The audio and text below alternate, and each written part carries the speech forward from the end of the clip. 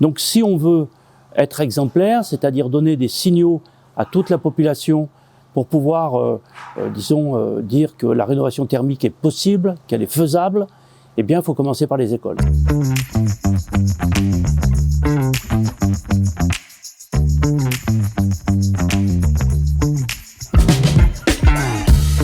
Depuis que je suis élu, on s'est beaucoup centré sur la transition écologique et sur la nécessité d'adapter tous les bâtiments à cette transition. Nous avons fait un travail de participation avec les enfants pour essayer de définir qu'est-ce qui n'allait pas dans l'école de ce point de vue. Bon, ce qui apparaissait très rapidement, c'est que l'école est mal isolée.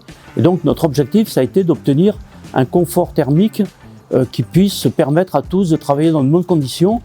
Et à ce moment-là, on a fait plusieurs choix qui sont décisifs. Derrière ce bardage en bois, vous avez derrière des caissons de bois contenant de la paille et qui est un isolant naturel tout à fait essentiel. On a fait des systèmes d'aération qui captent l'air frais de la nuit et qui le restituent dans la journée pour faire diminuer la température de chacune des classes. Ce qu'on appelle les tourelles d'aération qui sont tout à fait innovantes. Le troisième choix qu'on a fait, qui est aussi un choix très lourd, toutes les autres cours d'école vont devenir des cours oasis, c'est-à-dire qu'elles sont renaturées. Le quatrième choix qui est aussi très important, c'est que nous avons décidé de couvrir la totalité de l'école de panneaux photovoltaïques. Donc cette école peut produire de l'énergie pendant 300 jours et nous pourrons restituer cette énergie aux autres bâtiments publics autour. On baisse de plus de 60% les besoins d'énergie. On a des consommations à prix en électricité qui vont être intégralement couvertes par les solutions photovoltaïques qu'on met en place. On respecte le décret tertiaire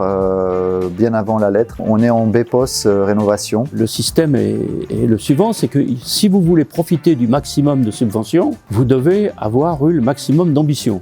Il ne faut pas hésiter à prendre le temps de faire ça. Donc il faut défendre votre projet et le caractère exceptionnel de notre choix était un argument très fort, si vous voulez, dans cette négociation pour les subventions. Nous atteignons un peu plus de 50% de subventions. Donc ça c'est important, mais il faut sortir les 50% restants. Alors les 50% restants, vous pouvez les sortir que si vous allez auprès des banques et qu'elles vous aident pour le faire. Ce qui a été le cas de la Banque des Territoires, qui nous a beaucoup accompagnés sur ce dossier et qui nous finance pour financer cette activité.